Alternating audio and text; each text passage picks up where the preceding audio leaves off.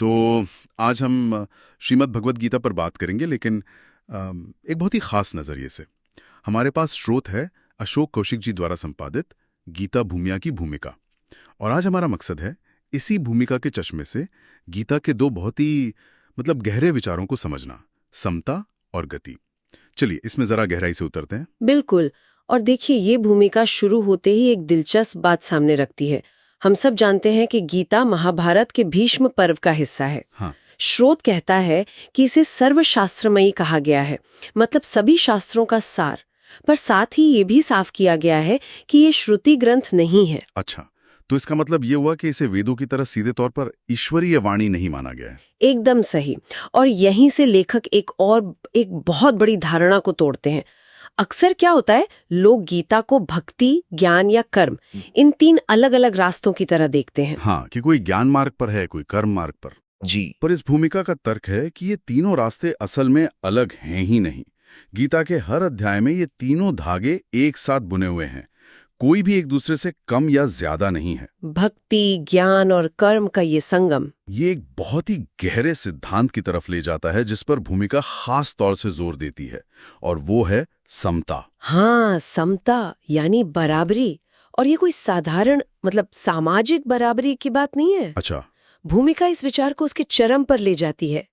सोचिए, लेखक गीता के 5वें अध्याय के 18वें श्लोक का हवाला देती है। हाँ, बताइए। जिसमें कहा गया है कि ज्ञानी पुरुष एक विद्वान ब्राह्मण, एक गाय, एक हाथी, एक कुत्ते और एक चांडाल को भी एक समान दृष्टि से देखता है। एक मिनट, तो ये भूमिका कह रही है कि एक ज्ञानी के लिए एक विद्वान और एक पशु में कोई आध्यात्मिक भेद नहीं है। ये तो आज के हिसाब से भी बहुत रैडिकल विचार है।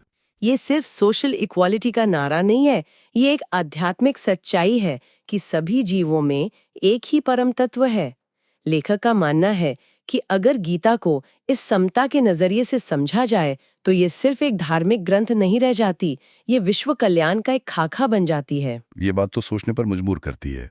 लेकिन अगर सब में एक ही तत्व है तो फिर जीवों की गति, उनके जीवन की दिशा या मृत्यु के बाद की स्थिति, वो अलग अलग क्यों होती है? आमतौर पर तो हम यही सुनते हैं कि जैसा कर्म करोगे वैसा फल मिलेगा। हाँ, और भूमिका ये मानती है कि कर्म फल का सिद्धांत सच है, पर वो अधूरा सच है। लेखक के अनुसार ये एक जाल भी हो सकता है। जाल कैसे? अगर कोई सिर्फ अच्छे फल की इच्छा से ही अच्छे कर्म कर रहा है तो वो भी तो एक बंधन ही है। गीता का असल संदेश तो कर्म के फल से ऊपर उठना है। तो फिर गति तय कैसे होती है? यहाँ भूमिका 3 गुणों की बात करती है, सत्व, रज और तम। इसे ऐसे समझ सकते हैं, सत्व मतलब पवित्रता, रज यानी क्रिया और जुनून, और तम मतलब अज्ञान। अच्छा। यही गुण तय करते हैं कि जीव की गति उत्तम होगी, मध्यम या अधम। लेकिन जो इन तीनों गुणों से भी ऊपर उठकर सत्य को जान लेता है, वो हर बंधन और हर गति से मुक्त हो जाता है। आज की दुनिया में गीता की प्रासंगिकता पर भी कुछ कहा गया है, क्योंकि इसका अनुवाद तो दुनिया की लगभग हर बड़ी भाषा में हो चुका है। जी, कहा गया है, लेकिन साथ ही एक चेतावनी भी दी गई है। लेखक कहती हैं कि कुछ कट्टरपंथी लोग गीता को अपने अपने धर्म के संकीर्ण चश्मे से देखते हैं और उसकी गलत व्याख्या करते हैं। बिल्कुल, जो इसके समता के मूल संदेश के एकदम खिलाफ है। भूमिका में गीता के आयु पर भी जोर दिया गया है।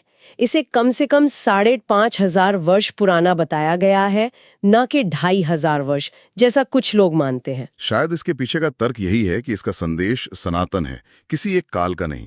सही बात है। तो अगर हम आज की पूरी बात को समेटें तो इस भूमिका से सबसे चौंकाने वाली बात ये निकलती है कि गीता का असल मकसद सिर्फ मोक्ष या स्वर्ग पाना नहीं है, बल्कि यहीं इसी जीवन में समता को स्थापित करना है। हाँ, एक ऐसी बराबरी जो सिर्फ इंसानों तक नहीं बल्कि हर जीव तक जाती है।